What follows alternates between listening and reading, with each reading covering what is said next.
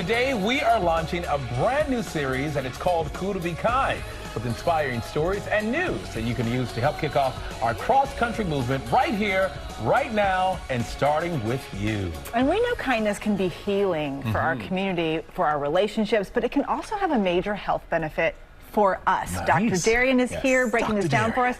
How is being kind good for our brain? Well, some scientists say that kindness is chemistry. In recent studies, they've shown that constant or repetitive acts of kindness have been associated with increase in neurotransmitters that are responsible for our good moods, like serotonin and dopamine, specifically in parts of the brain like the orbital frontal cortex, which is right in the front of our brain, or deep inside the brain, like the limbic system. They've also shown that acts of kindness are associated with an increase in endorphins. And as we were saying, those are those good mood feeling hormones that help you feel euphoric and kind of get you to that next level. And you also talk about how being kind can lead to longer and better life. You can also live to be 102 and mean. Yes, we all know. We all know it's possible to live long and angry, but it's shown that you have a better quality of life if you just you act more kind toward others. It's associated with reductions in blood pressure and cortisol, and increasing longevity, and even associated with reductions in the rates of dementia. Well, we wanted to find out how to practice more kindness. So we're going to walk over here to the couch so we can figure out a way to infuse this into our everyday life and have these benefits as part of, ooh, let's not trip on the carpet. We don't want anyone to fall on our way, right? Here to show us how to be kind is author of Deep Kindness and renowned kindness advocate, Houston Kraft. Thanks so much for being here with us. Good to see you. Good morning. So, thanks. First of all, how do you define kindness? Oh, well, my favorite definition comes from a conversation I had with a kid. He said, Houston, I think I'm a really nice person, but I don't think I'm very kind. I'm like, tell me more about that.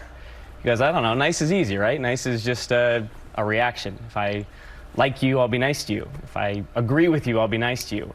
If you drop something, maybe I'll pick it up, especially if I get your number in return or something.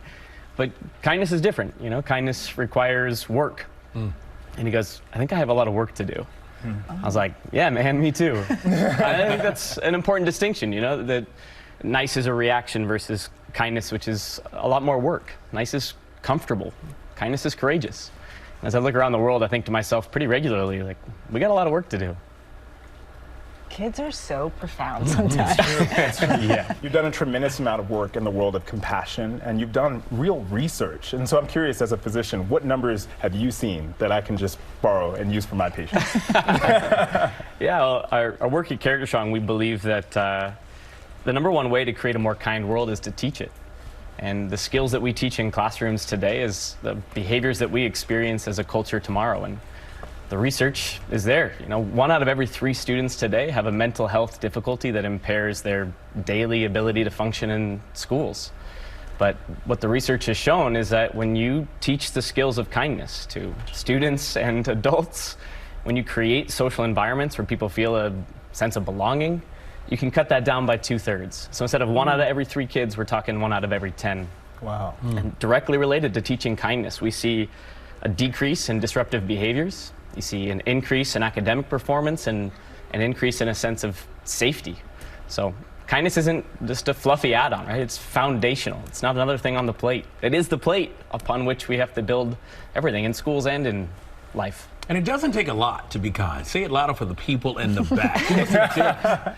Well, number one, we need accountability, right? We have friends who we want us to like go to the gym and work out, but what about working out our hearts, working out our values? So number one, create a weekly kindness check-in with someone you care about. Number 2, be specific. Someone told me recently their least favorite compliment to get from their boss is, thanks for all you do. They're like, do you even know what I do? So specificity matters a lot. And don't just tell someone good job. Tell them why their work matters to you. And number 3, we need to-be lists, y'all. We all got a lot to do. We all have long to-do lists. But what if at the top of our to-do list we wrote out a 1-item to-be list, like to be present, to be grateful, to be kind. And we wrote down what that thing was going to look like for us today. I think if we're going to make kindness normal in this world, we got to prioritize it. You said it right. All right. Thank you very much. And good to have you as well. We appreciate it. Thank you all. To be. I'm going to write that down. To be the start of the list. Yeah. I like that a lot. Well, hey, Hey there, GMA fans. Robin Roberts here. Thanks for checking out our YouTube channel. Lots of great stuff here. So go on, click the subscribe button right over here to get more of awesome videos and content from GMA every day, anytime. We thank you for watching, and we'll see you in the morning on GMA.